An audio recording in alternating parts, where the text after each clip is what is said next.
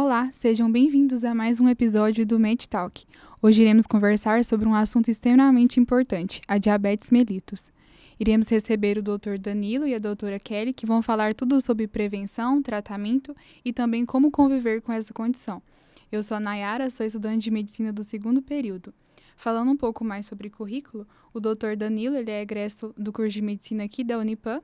Ele se formou no ano de 2020. Atualmente, ele atua na estratégia de saúde da família e ele é preceptor do internato e INESC. Eu sou o Luiz, eu sou aluno do curso de medicina também da Unipam do 2º período, juntamente com a minha colega Nayara. E falando um pouquinho mais sobre currículo também, vou apresentar o currículo da doutora Kelly. A doutora Kelly, ela é egressa da casa, ela é formada nos cursos de medicina e administração de empresas pela Unipam. Ela também possui o título de especialista em medicina de família e comunidade, junto com isso 2 pós-graduações, uma em nutrologia e outra em saúde pública, também pela Unipam. E falando um pouco mais, contextualizando nosso tema, a gente vai falar sobre diabetes mellitus. Diabetes mellitus que vem sendo cada vez mais prevalente em âmbito nacional. Até mesmo eu na área, a gente estava fazendo algumas pesquisas antes de entrar aqui no podcast, tudo. Para fazer essa discussão também, a gente achou dados que falam que mais de 13 milhões de pessoas, somente no Brasil, convivem diariamente com essa doença, que infelizmente é uma realidade. Introduzindo agora com a pergunta mais básica, a gente gostaria de saber o que diferencia a diabetes mellitus tipo 1 da diabetes mellitus tipo 2. Certo. O diabetes tipo 1 é uma doença autoimune. Ela é caracterizada aí pela destruição das células beta-pancreáticas. São as células do pâncreas que são responsáveis pela produção da insulina. Então, essa doença ela se manifesta de uma forma mais abrupta e ela já se manifesta ali na infância, na juventude. Ao contrário do diabetes tipo 2, que é uma doença caracterizada pela resistência periférica à insulina e, progressivamente, depois ela se transforma numa disfunção também da produção da insulina. O que acontece? Quando o indivíduo ele ingere muitos carboidratos, não tem uma dieta adequada e também não faz exercícios físicos de maneira adequada, ele vai ter uma sobrecarga ali de glicose no sangue dele. Isso se deve através de qual mecanismo? Quando o paciente ele ingere muito carboidrato, o corpo dele vai produzir insulina e vai levar esse carboidrato que foi digerido e transformado em glicose para dentro das células. Só isso, a glicose pode ser utilizada como energia, e não quando ela está no sangue. E à medida que esse paciente ingere muito carboidrato e não realiza exercícios físicos, essas células, ao contrário da gente, elas ficam satisfeitas, elas ficam cheias de glicose.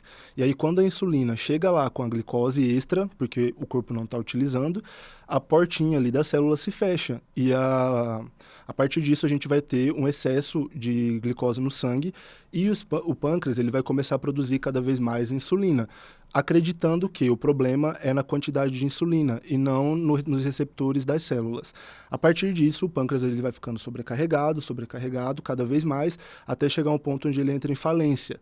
E aí a gente acaba desenvolvendo um estágio mais avançado do diabetes tipo 2. E falando um pouco mais sobre isso, quais são os fatores de risco desse diabetes tipo 2? Bom, como o Dr. Danilo falou, né, a questão alimentar e a falta de atividade física entram hoje como fatores de risco muito marcantes. A história familiar também, mas eu gosto sempre de reforçar essa questão da história familiar, porque às vezes fala assim, meu pai tem diabetes, minha mãe tem diabetes, eu também terei com certeza.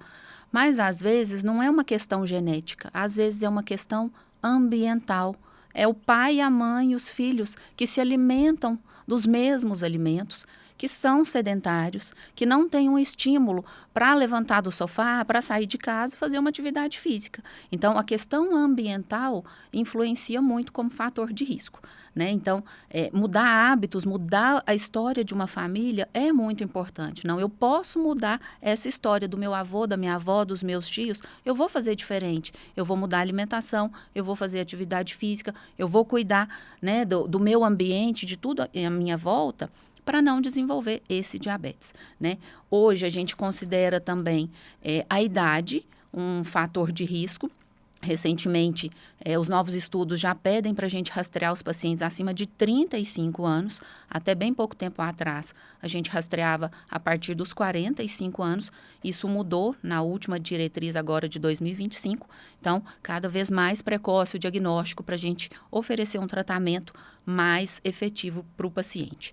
A gente tem que pensar também que são fatores de risco o diabetes gestacional, naquelas mulheres que tiveram diabetes durante a gestação, elas precisam ser rastreadas, elas precisam ser acompanhadas, independente da idade, né? E tem uma condição nas mulheres também, que é a síndrome dos ovários policísticos, que está relacionada à resistência insulínica, que também pode predispor ao diabetes do tipo 2. A gente tem alguns fatores de risco também que eles não são tão clássicos quanto os que a doutora Kelly citou, mas que também são presentes na nossa prática clínica na atenção primária. Pacientes usuários crônicos de corticoide, então muitas vezes um paciente ali que ele é portador de uma doença autoimune e faz o uso prolongado de corticoide, ele pode desenvolver uma resistência à insulina e acabar desenvolvendo diabetes tipo 2. Pacientes que fazem uso de antipsicóticos atípicos, como quetiapina, olanzapina, esses pacientes eles podem também apresentar um aumento da resistência à insulina. São diversos fatores, né, doutores? E a gente vê até dentro da nossa própria casa, os nossos pais comentando que o diabetes ele é hereditário, não tem muito esse fator ambiental, não tem muito esses outros riscos que a gente corre também. Mas isso vai muito de uma questão cultural, né? Vem aquela história que todo mundo é diabético, então o diabetes é genético. Não significa que ele tem que ser genético. O fator ambiental é muito prevalente e muito importante. A gente precisa mudar o ambiente ao nosso redor, né? Por exemplo, eu tenho um pai obeso, mas eu não preciso ser obesa, eu posso mudar isso, tanto que eu mudei, né? E eu posso transferir isso, né, para minha família, para os meus filhos, para os meus pacientes. A gente pode mudar o ambiente à nossa volta.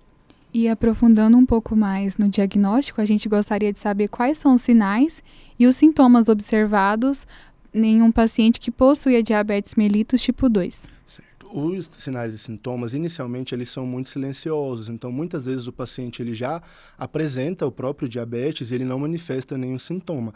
A gente comumente começa a observar um paciente com diabetes. A gente começa a observar sintomas quando esse paciente se encontra descompensado, que ele apresenta ali os 4 P's que a gente fala, que seria a polifagia, que é quando o paciente tem um aumento muito grande do apetite, a polidipsia, que é quando o paciente sente muita sede, a poliúria, que é quando o paciente vai várias vezes ao banheiro e urina em grandes quantidades, e também a perda de peso sem causa aparente. Então, aquele paciente que já se encontra muito emagrecido, mesmo comendo demais, bebendo muita água, indo muito ao banheiro, a gente tem que ficar atento porque quase com certeza esse paciente vai apresentar um diabetes descompensado. E também existem outros sinais e sintomas mais sutis que a gente tem que começar a observar. Um deles que a gente observa muito na nossa prática clínica é a acantose nigricans, que seriam aquelas manchas escuras no pescoço. Quando a gente começa a observar indivíduos com sobrepeso, ou indivíduos obesos, principalmente de etnia negra, que é um fator também de risco para desenvolver o diabetes tipo 2, muitas pessoas acreditam que essas manchas escuras no pescoço, é falta de higiene, ou então o paciente não está se cuidando, tenta fazer algum procedimento para retirar, e aí quando vai ver esse paciente já está desenvolvendo diabetes. Então isso é um sinal de resistência à insulina. Não indica que o paciente tenha o diabetes em si, mas ele pode desenvolver com certeza. E a gente tem que pensar também que em alguns casos o paciente só descobre o diabetes numa cetoacidose, que é quando ele tem aquela crise aguda, grave, por não ter produção de insulina. É aquele paciente que chega no pronto-socorro e quando a gente faz uma glicemia capilar dele, está lá um HI, que o aparelho nem consegue medir mais. Às vezes ele descobre naquele momento, né? Nossa, mas eu não sentia nada antes. Às vezes não apresenta os 4 P's, como o Dr. Danilo falou, mas ele tem esse quadro. E tem pacientes que são assintomáticos ou têm sintomas leves. Eu atendi uma paciente que chegou para mim, na semana anterior ela tinha tido um mal-estar em casa, chegou a desmaiar. Foi na consulta, eu pedi os exames de rotina, porque ela encaixava no perfil de rastreio. Não tinha nenhum dos P's, exceto o fato de uma vontade de beber um pouquinho mais de água ao longo dos dias. Quando o exame dela chegou, ela tinha uma glicemia de jejum de 460 e uma hemoglobina glicada de 11,3. Essa paciente passou muito mais mal com a introdução da insulina, porque o organismo dela estava tão acostumado com a glicemia muito alta e a introdução da insulina baixando isso, fez ela se sentir muito mais mal, a ponto dela querer parar de usar a insulina e continuar hiperglicêmica. Mas aí no final a gente conseguiu controlar essa paciente e, por incrível que pareça, teve um resultado muito bom, uma resposta muito boa, uma adesão ao tratamento. Outros sinais que a gente pode ficar atento também é quando, geralmente no sexo feminino, a paciente começa a apresentar infecções recorrentes, infecções do trato urinário, candidíase. É muito comum a paciente que apresenta candidíase vaginal de repetição, a gente pode investigar, porque muito provavelmente ela vai apresentar ali uma resistência à insulina. Então a gente tem que ficar atento com esses pacientes que apresentam infecções recorrentes e rastreá-los também. A senhora falou um pouco sobre a questão dos exames, doutora Kelly. Eu queria saber quais exames são utilizados pela estratégia de saúde da família para a gente poder confirmar esse diabetes do tipo 2. O protocolo hoje nos fala da glicemia de jejum acima de 126 em 2 exames, né? A gente tem que ter essa confirmação. Ou uma glicemia também ao acaso acima de 200 na presença de sintomas, são os sintomas que o Dr. Danilo falou, né? Muito xixi, muita sede, perda de peso inexplicada. E também surgiu agora a mudança, que antes o teste oral de tolerância à glicose, a gente considerava o valor de 200 em 2 horas pós-destrozol, né? O paciente chega para nós e fala assim, doutora, aquele exame de beber aquela água com açúcar ruim, é esse mesmo, né? Porque é o destrozol. Porém, já tem uma nova definição agora, que é o teste de tolerância à glicose com 1 hora no valor de 209. Esses 2 exames também precisam ser confirmados, precisam ser repetidos para a gente fazer esse diagnóstico. É o que a gente tem. E é muito importante a gente observar também na nossa prática clínica que esse valor de glicose em jejum isolado, muitas vezes eles podem nos enganar. Porque o que acontece? O paciente, quando ele sabe que ele vai fazer um exame, dias antes ele se prepara para aquele exame. Então, na intenção, às vezes, até de negar a doença que ele tem ou que ele sabe que ele pode desenvolver, e também de enganar o médico, para falar assim, olha, tem muita gente que tem medo de médico, medo de tomar remédio, medo de descobrir que tem uma comorbidade. Então aquele paciente fala assim, olha, eu vou me preparar, vou ficar aqui 2, 3 dias comendo pouco carboidrato, porque ele sabe o que desenvolve o diabetes. E aí ele come pouco carboidrato, faz muitas horas de jejum, consegue chegar ali com uma glicemia um pouco mais baixa, às vezes até como um pré-diabetes, ele chega ali com um valor de 109, 110, e aí muitas vezes, se a gente não tiver um olhar mais rigoroso, esse paciente passa batido. Então, por isso a importância da gente também acompanhar o paciente com a hemoglobina glicada, que foi o que a doutora Kelly passou, que traz para a gente um recordatório aí dos últimos 90 dias desse paciente. Então, não tem como ele fugir, fazer um preparo ali de 3 dias. Então, se ele quisesse enganar com esse exame, ele teria que fazer um preparo de 90 dias, o que já seria mudança do estilo de vida, que é o principal tratamento para o diabetes. E é importante também que, às vezes, o exame de urina nos dá pistas. Às vezes, a gente vê presença de glicose na urina, que a gente chama de glicosúria. E o paciente não consegue, às vezes, interpretar isso. Então, às vezes, ele mascara a glicemia de jejum, mas a gente tem hemoglobina glicada, o exame de urina que nos dá parâmetros. E a gente tem que lembrar que o diabetes ele é muito estigmatizado. O paciente tem muito medo do diagnóstico de diabetes por causa da insulina. Nossa, eu agora estou condenado, eu agora vou ter que aplicar aquilo em mim quantas vezes no dia? Então, o paciente, ele tem muito medo disso e ele tenta mesmo burlar o resultado do exame. Então, a gente, enquanto médicos, enquanto profissionais de saúde, a gente tem que ter o olhar crítico para fazer uma interpretação correta, né? E nós, enquanto médicos de família, temos essa oportunidade que a gente faz o acompanhamento longitudinal. A gente conhece o histórico do paciente, consegue fazer isso de maneira melhor. Pensando em um contexto de desinformação nos meios digitais, a gente gostaria de saber se existe cura para a diabetes ou se apenas é possível controlá-la. Certo. Não existe o termo cura para o diabetes, existe o termo remissão clínica. Por que a gente coloca como remissão clínica? Porque esse paciente, se ele seguir o tratamento adequado, com a prática de exercícios físicos regulares, com a ingesta controlada de carboidratos e de todos os macronutrientes em si, esse paciente ele pode atingir valores de glicemia em jejum e de hemoglobina glicada que são iguais a de uma pessoa que nunca desenvolveu a doença. Porém, o que acontece? Se a gente pegar, vamos colocar um exemplo aqui, um paciente diabético, e ele seguiu o tratamento todo bonitinho e a hemoglobina glicada dele voltou para um valor abaixo de 5,6, que seria de uma pessoa que não tem nem pré-diabetes. Então, ele conseguiu ali um valor de 5,1 de hemoglobina glicada. E a gente pega um paciente que nunca desenvolveu diabetes e que também tem hemoglobina glicada de 5,1. E a gente coloca esses 2 pacientes lado a lado e acompanha a rotina deles durante 90 dias, por exemplo. E coloca esses pacientes para não fazer exercício físico e também fazer uma ingesta abusiva de carboidratos simples, doces e tudo mais. O paciente que já teve o diagnóstico de diabetes, ele vai desenvolver muito mais rápido uma descompensação do que o paciente que nunca teve. Então, o diabetes, ele gera uma série de adaptações metabólicas no corpo que são permanentes. Então, por isso não é possível falar que o diabetes ele tem cura, justamente porque a partir do momento que esse paciente voltar a viver uma vida desregrada, ele vai sofrer uma descompensação muito mais rápido do que aquele paciente que nunca apresentou diabetes. Então, por isso a importância do paciente mudar o estilo de vida e seguir aquilo para sempre. Acho que essa questão da cura para o diabetes, ela surgiu logo com os resultados das primeiras cirurgias bariátricas, né? Porque aí isso foi até vendido na mídia como a cirurgia bariátrica cura o diabetes, cura a hipertensão. Mas, mais uma vez, eu reforço a questão do ambiente. O paciente que faz uma cirurgia desse porte, ele precisa mudar hábitos alimentares, ele precisa fazer atividade física, que é o essencial para um paciente diabético hipertenso. Então, quando ele faz as mudanças necessárias numa pós-cirurgia bariátrica, claro que ele vai melhorar os parâmetros glicêmicos, os parâmetros de hipertensão dele.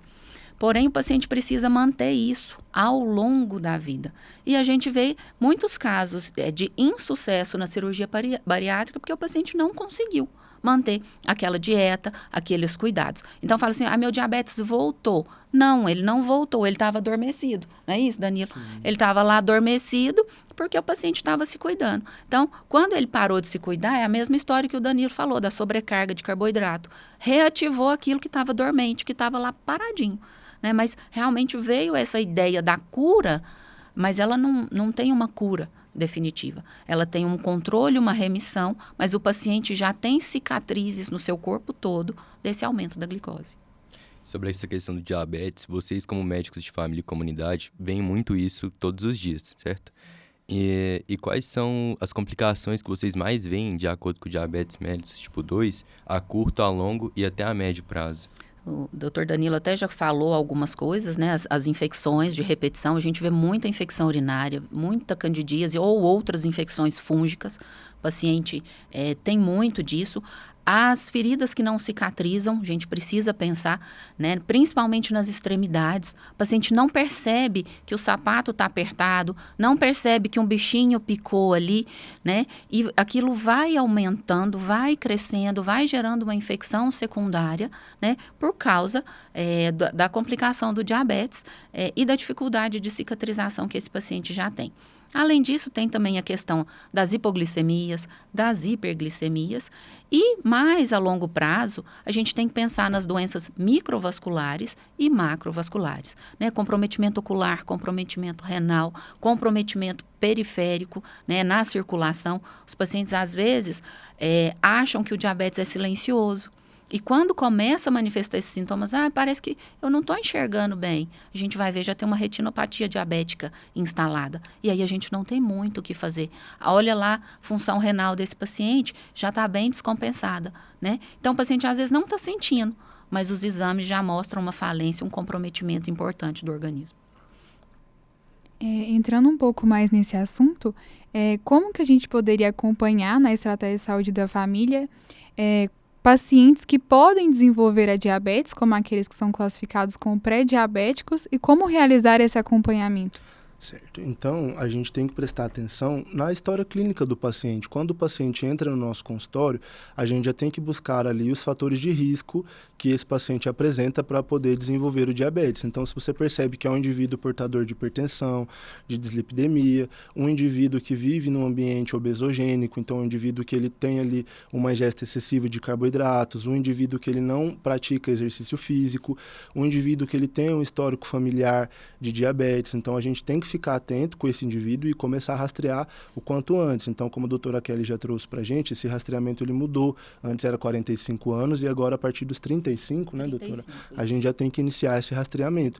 E a gente vai fazer o rastreamento através da glicose em jejum, dos exames de rotina, avaliando o exame de urina, da hemoglobina glicada. Então, mas principalmente a gente tem que, durante a consulta, muitas vezes o paciente chega para a gente com outras queixas. Ele chega, doutor, eu estou com uma dor no ombro. E a gente explorando os hábitos de vida desse paciente, a gente consegue sim, apesar de ele ter trazido uma queixa que não tem nada a ver com diabetes, a gente já consegue observar ali fatores de risco para esse paciente. Então é aí que entra a importância do médico de família, porque cada vez mais a gente percebe que a medicina está muito desintegrada. O médico avalia o paciente de acordo com aquela queixa específica. E quando a gente olha o paciente como um organismo completo, como uma pessoa que tem uma história, a gente começa a observar outros pontos além, e isso permite a gente identificar outras comorbidades, como diabetes. Eu sempre gosto de falar das consultas de oportunidade. Como o Danilo falou, minha coluna está doendo, meu ombro está doendo. A gente precisa investigar com esse paciente, né? O histórico dele, a alimentação dele, porque às vezes ali, nessa oportunidade, a gente consegue diagnosticar um pré-diabetes, intervir antes disso evoluir para um diabetes e cuidar desse paciente mais de perto. E passando para a nossa próxima pergunta, vocês médicos de família e comunidade, quais são as principais barreiras que vocês encontram para poder fazer a promoção e a prevenção desse diabetes e como vocês enfrentam essas barreiras em comunidades que têm uns recursos mais limitados? Hoje eu vejo assim, no dia a dia, uma das queixas principais é a dificuldade de acesso às medicações, mas a gente não pode nem falar que isso é uma justificativa hoje para o paciente, porque a gente tem na farmácia popular e na farmácia do município o tratamento de graça, né? Inclusive, esse ano foi liberada a dapaglifosina, que é uma medicação excelente para o controle glicêmico, para melhora do risco cardiovascular, melhora do risco de prejuízo da função renal. A gente tem ela na farmácia popular, né? Então, o paciente não tem mais essa desculpa de falar assim, eu não consigo comprar o remédio. Ele tem, sim, acesso a essas medicações, mas aí esbarra na questão da alimentação. Eu não consigo comprar os alimentos que a nutricionista sugeriu. Eu não consigo comer uma carne todos os dias. Ela falou que eu preciso comer muita proteína, né? Então, assim, dá para tentar organizar uma dieta dentro do orçamento financeiro daquela pessoa, desde que o paciente tenha boa vontade para isso, né? O que eu tenho visto atualmente? Os pacientes não querem comprar um alimento mais saudável, mas estão indo, não sei se com o Danilo está acontecendo, mas eu já tive vários pacientes que estão indo no consultório me pedir para prescrever a caneta emagrecedora, que custa quanto? Caríssimo, né? Sim. Mas comprar o alimento saudável, o paciente não quer, porque eu não tenho condição, mas a caneta que emagrece, o paciente quer, né? Então, assim, tem uma certa dificuldade do próprio paciente em querer fazer o que precisa ser feito. Fazer atividade física. Não posso. Meu ortopedista falou que eu tenho um joelho estragado, que a minha coluna não me permite fazer isso. Eu sempre brinco com os meus pacientes. Troca de ortopedista. Ortopedista hoje que não indica atividade física para o paciente está desinformado. Atividade física é vida, é saúde. Então, tem restrições, tem limitações. Vai adequar a sua atividade física de acordo com a sua limitação, com a sua restrição. Mas ficar parado não é o caminho, né? Então, as dificuldades que a gente encontra hoje são as desculpas que o próprio paciente tem para o que ele não faz e precisava ser feito. Um outro ponto que a gente encontra também no nosso próprio serviço seria o enfrentamento das barreiras em relação ao tempo disponível que a gente tem nas consultas. Sim. Aí faz-se necessário a questão do grupo hiperdia. Por quê? O que acontece? Muitas vezes a gente tem pouco tempo para abordar com o paciente, de fazer uma abordagem mais profunda relacionada à alimentação, relacionada ao exercício físico. E muitas vezes o paciente procura um médico e aquele médico só fala assim, olha, você precisa parar de comer massa, você precisa parar de comer doce. Só que o paciente não é médico e muitas vezes o paciente não entende o que é uma massa, não entende o que é um doce. Às vezes ele acha que o biscoitinho de polvilho que ele come ou o biscoito de água e sal é muito saudável porque é só água e sal, enquanto que aquilo ali é abarrotado de carboidrato e o paciente não entende. Então, essa é uma barreira importante.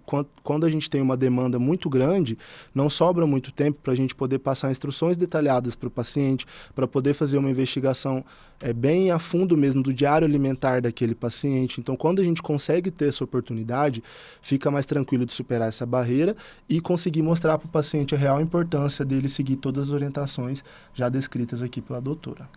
E o paciente entende que aumenta a glicose só o que tem açúcar. Só o doce, só o bolo, a rosca, né? Então, demanda tempo a gente explicar o que é um carboidrato e o que isso faz no nosso organismo. Ah, mas não é possível que meu arroz eu não posso comer. Não é que não pode, mas a gente tem que fazer as associações e o ajuste de quantidades, né, para que isso não cause prejuízo. O arroz é um alimento muito nutritivo, mas em que quantidade? Passou da quantidade nutricional adequada, ele se torna prejudicial. E a gente realmente não tem tempo para isso nas consultas do dia a dia. Então, os grupos ajudam, o apoio da equipe Emult é importante, lá tem a nutricionista que pode fazer os grupos de orientação, isso nos permite guiar esses pacientes com mais facilidade. Um outro ponto importante também seria a cultura alimentar. Muitas vezes os pacientes eles são resistentes mesmo àquilo porque eles acreditam fielmente que aquele alimento faz bem para ele porque ele cresceu ouvindo aquilo. Uma coisa que eu discuto muito com os meus próprios pacientes é a questão da banha de porco. Isso não tem tanto a ver com diabetes, porque já seria mais relacionado ao colesterol, mas eles acreditam que aquela banha de porco, por ser natural, ela faz bem para o colesterol e que ela não vai aumentar o risco cardiovascular do paciente, e ele acredita porque o avô dele cresceu assim, a mãe dele e o pai dele cresceram assim, e ele não aceita. Então a gente tem que mostrar de forma acessível para o paciente que esse conhecimento que a gente está trazendo é baseado em estudos, para o paciente poder aderir mesmo ao tratamento, porque se a gente só joga informação, não vai gerar adesão nenhuma do paciente. A gente tem que convencer o paciente de que aquilo é o adequado para ele. Pensando um pouco nisso, como orientar pacientes que possuem algum tipo de resistência ou medo de tomar remédios buscando uma adesão ao medicamento? Certo. Essa parte eu gosto muito porque, para mim, é o principal ponto de tratamento do diabetes. Muitas vezes o paciente sai do consultório insatisfeito porque não recebeu as orientações adequadas, ele vai para a consulta, o médico fala que você está com diabetes, você vai iniciar a metformina e você não pode comer doce e você tem que fazer caminhada. Tchau. E aí o paciente sai sem noção nenhuma daquele tratamento que ele tem que fazer. A gente não entende quais são os medos do paciente, quais são as expectativas dele com o tratamento, quais são as restrições que esse paciente possui.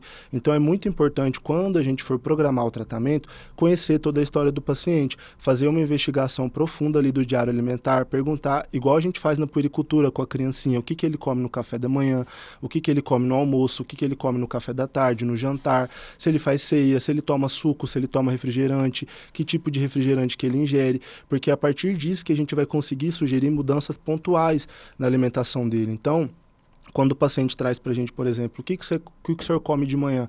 Eu como um pão puro. Então, ali a gente consegue mostrar para aquele paciente que a ingesta de um alimento rico em carboidrato, sem acompanhamento de uma proteína, de uma gordura, vai prejudicar o perfil glicêmico dele. A gente já consegue orientar melhor, falar, olha, junto com o pão você pode colocar um pouco de queijo, um queijo mais branco, que é menos rico em gordura saturada, você pode colocar um ovo, ou então você pode diminuir a quantidade de pão e substituir a outra metade por uma fruta, que é uma outra fonte de carboidrato. Então, a gente tem que passar essas orientações detalhadas para o paciente.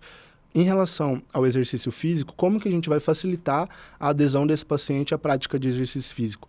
Mostrando preocupação em como esse paciente vai realizar mesmo. Então, não basta a gente falar assim, olha, você precisa fazer uma caminhada. Quando a gente vai prescrever um exercício físico, a gente tem que colocar uma intensidade programada, um tempo programado. Então, a gente tem que explicar para o paciente que ele precisa ali, idealmente, de 250 a 300 minutos de exercício físico por semana, que esse exercício físico ele deve ser feito de forma ininterrupta, que não conta, muito paciente acha que ele caminha, por exemplo, 10 minutos para ir ao mercado, depois à tarde ele caminha 10 minutos para ir à farmácia, à noite ele caminha 10 minutos para ir ver um tio, e ele acredita que somou 30 minutos e está feito o exercício, e não. Então a gente tem que explorar detalhes desse exercício físico, como é que ele realiza, detalhes da alimentação, como é que ele pode mudar. Claro, o médico ele não pode prescrever, né, o plano alimentar, quem vai fazer isso é o nutricionista, mas durante a consulta a gente já consegue sim fazer essas orientações pertinentes para o paciente e através disso ele vai perceber a real preocupação que a gente tem com o tratamento dele,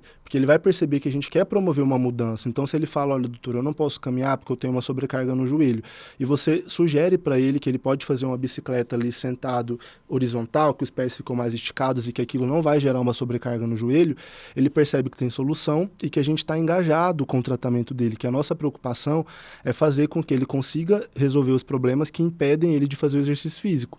E também que a gente está atento ali ao diário alimentar, que a gente está atento à cultura desse paciente. Em relação ao tratamento medicamentoso, é sempre importante a gente explicar para o paciente a necessidade do tratamento e quais são as consequências que ele pode enfrentar caso ele não realize o tratamento de forma adequada. Porque a gente deixando o paciente consciente do problema que ele tem, do que ele precisa fazer e do que ele vai sofrer caso não seja feito, ele se torna responsável pelo tratamento também. Então, uma forma de melhorar a adesão é mostrar para o paciente que o médico é responsável ali por fazer a prescrição, mas que o principal responsável pelo tratamento é o paciente. Quem vai estar do lado dele a todo tempo, fazendo escolhas diariamente, porque a todo tempo nós fazemos escolhas. Você vai tomar um café da manhã, você está fazendo uma escolha. Você vai colocar menos arroz e mais feijão no almoço, você está fazendo uma escolha. Então, quando o paciente percebe que esse tratamento é baseado em escolhas diárias, ele se torna mais responsável e isso aumenta a adesão. E entra em mais uma pergunta, de quanto em quanto tempo esses exames têm que ser realizados?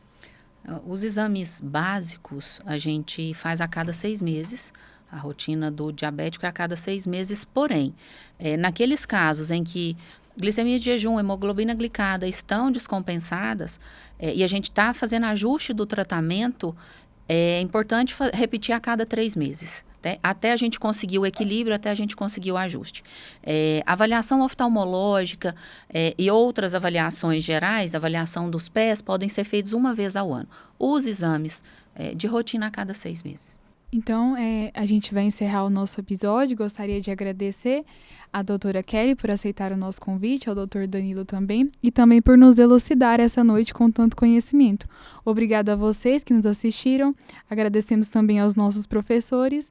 É isso, o MedTalk, uma estratégia de educação em saúde.